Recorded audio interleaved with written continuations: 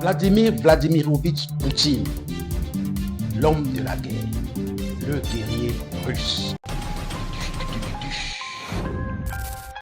Il y a de cela quelques jours, les Occidentaux, après la frappe de l'Ukraine avec Oreshnik, le missile à très longue portée et hypersonique qui a été utilisé par Vladimir Poutine lors de la réplique à la frappe qu'avait intentée l'Ukraine sur le sol russe avec l'autorisation des États-Unis d'Amérique et de l'OTAN. Vladimir Poutine a lancé une bombe fracassante, un missile fracassant en guise de test. Et après cela, tellement de choses se sont dites. Les experts des plateaux de télévision et de radio, comme vous les connaissez bien, occidentaux, ont commencé à parler.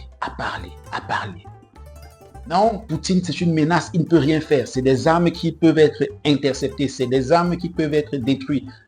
L'OTAN, les États-Unis ont des contre-missiles, des radars très puissants. Et là, on ne peut pas atteindre. Donc, ils menacent, c'est des menaces vaines.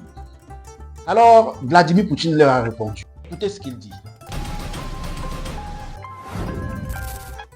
Eh bien, si ces experts occidentaux, dont vous parlez, pensent ainsi, qu'ils nous proposent, ainsi qu'à ceux de l'Occident et des États-Unis qui les paient pour leurs analyses, de mener une expérience technologique. Disons, un duel technologique du 21e siècle.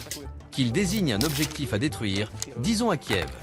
Qu'ils concentrent toutes leurs forces de défense aérienne et antimissiles, et nous frappons avec l'Oreshnik et voyons ce qu'il se passe. Nous sommes prêts à ce genre d'expérience. Mais l'autre côté est-il prêt? Quoi qu'il en soit, nous n'excluons rien, sachant que tous leurs systèmes de défense antimissiles et de défense aérienne sont en service. Et pour nous, ce sera intéressant. Ce que je vous ai raconté, ce sont des informations fournies par des ingénieurs, des scientifiques, des spécialistes militaires. Il y a aussi des informations qui parviennent au niveau des dirigeants politiques aux États-Unis. Faisons cette expérience, ce duel technologique, et voyons ce qui en ressort. Vladimir Poutine le met au défi. Puisque vos plateaux télé et vos experts disent que ce missile est interceptable, pourtant les miens qui l'ont conçu disent qu'il n'est pas possible de l'intercepter. Si vous êtes sûr de ce que vous faites, alors faisons un jeu. Autorisez-moi, choisissez une cible que vous voulez en Ukraine. Il précise en Ukraine. C'est-à-dire, si après je réussis à frapper malgré tout, c'est vous qui expliquerez à l'Ukraine pourquoi vous avez douté de la puissance de la Russie. Choisissez une cible en Ukraine, activez tous vos radars, tous vos antimissiles, mettez-vous parés et moi je vous donne le moment, l'heure à laquelle je vais frapper la cible. Je frappe et on va voir si toute l'Europe, tout l'OTAN réunis, avec vos chars antimissiles et vos radars, vous allez réussir à stopper Oreshnik. Chers amis, applaudissons pour la vie.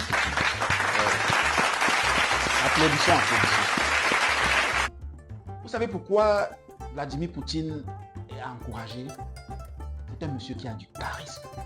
C'est un monsieur qui ne se laisse pas marcher dessus. C'est un monsieur qui n'a pas peur, qui n'a pas foi dessus.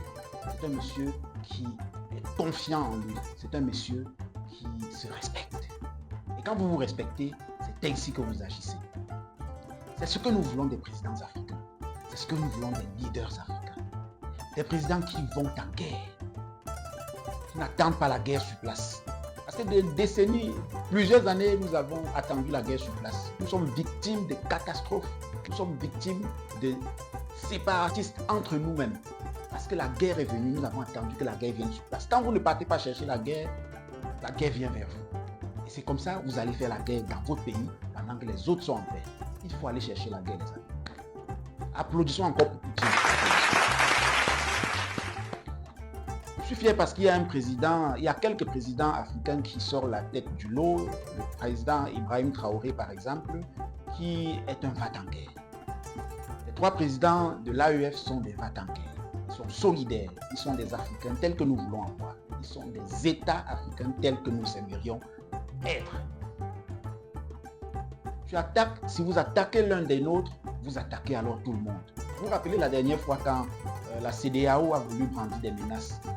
Le Niger, on va attaquer le Niger, on va attaquer. Vous ne pouvez pas faire ça, vous devez libérer le président Tchani, vous devez... Les trois pays ont réagi en disant, si vous attaquez le Niger d'une quelconque façon que ce soit, ce serait une attaque contre Burkina Faso, contre le Mali. Et la CEDEAO, malgré qu'ils étaient 12 pays de la CEDEAO, ils ont eu froid aux yeux. Parce que les menaces, c'est toujours efficace. Les menaces, c'est toujours efficace. Ne vous laissez pas marcher. Et c'est comme ça dans la vie en général, dans toute la vie, dans votre vie, c'est comme ça qu'il faut réagir dessus. Il ne faut pas se laisser marcher à un certain moment dessus. Quand il y a quelqu'un qui vous persécute, à un moment, il faut frapper la main sur la table et décider, ça va. Ça va. Les présidents africains doivent comprendre qu'on doit aller en guerre. Et si on va en guerre, on n'aura pas de guerre chez nous. Et on va croire, on va grandir, on va pouvoir évoluer. Enfin, est-ce pour cela que beaucoup de pays africains se rallient progressivement à la Russie au détriment de la France et des autres puissances européennes? Dites-les nous en commentaire. Est-ce pour cela que vous voyez beaucoup de pays qui étaient pro-France, qui étaient des pays, comme on disait, du précaré français, des pays qui mangeaient dans la main de la France? Est-ce pour cela qu'aujourd'hui, beaucoup de pays se retournent vers la Chine et vers la Russie? On les appelait, il y a de cela quelques années seulement, les délinquants de la planète. Aujourd'hui, Vladimir Poutine a pris le pouvoir. Vladimir Poutine se fait respecter et impose le respect de la Russie dans tout le monde entier. Voilà une guerre dont il partait perdant au début. Et tous les plateaux de télévision, puisque l'Europe et l'OTAN sont fortes en guerre sur les plateaux télé. Mais Vladimir Poutine, lui, est fort en guerre sur le terrain. La preuve, il a récupéré tout ce qu'il attendait en Ukraine. Malgré contre vents et marées, malgré tout ce que les Occidentaux disent, et je vous rappelle que Vladimir Poutine, avec ce narratif dont nous avons eu durant la guerre russo-ukrainienne, on a l'impression que la Russie n'est pas un pays européen. Pourtant, la Russie est bel et bien un pays européen. Mais les autres Européens, quand vous n'êtes pas avec eux, alors ils pensent qu'ils peuvent changer la carte du monde, comme ils l'ont fait en Afrique. Diviser comme ils veulent, décider que vous n'êtes plus d'Africains, vous n'êtes plus Européens. Ils ont donné des sanctions à Vladimir Poutine, des sanctions qu'ils pensaient détruire la Russie, comme ils ont détruit les pays africains. Ils pensaient qu'ils devaient asphyxier la Russie. Mais aujourd'hui, Vladimir Poutine affirme qu'il ressort de cette guerre plus fort que jamais. La Russie ressort de cette guerre plus fort que jamais. Donc, vous avez cru que vous étiez en train d'affaiblir la Russie, mais vous l'avez plus que jamais renforcée. Applaudissons pour Vladimir Poutine. Oui, applaudissez. Applaudissez. Une autre personne qui se démarque quand même, c'est le président Diomaye Faye, le président sénégalais. Il vient juste d'arriver, mais il fait déjà ses preuves. C'est un président qui ne se laisse pas marcher dessus. Et ça, il faut approcher, il faut applaudir. Aujourd'hui, on va parler des présidents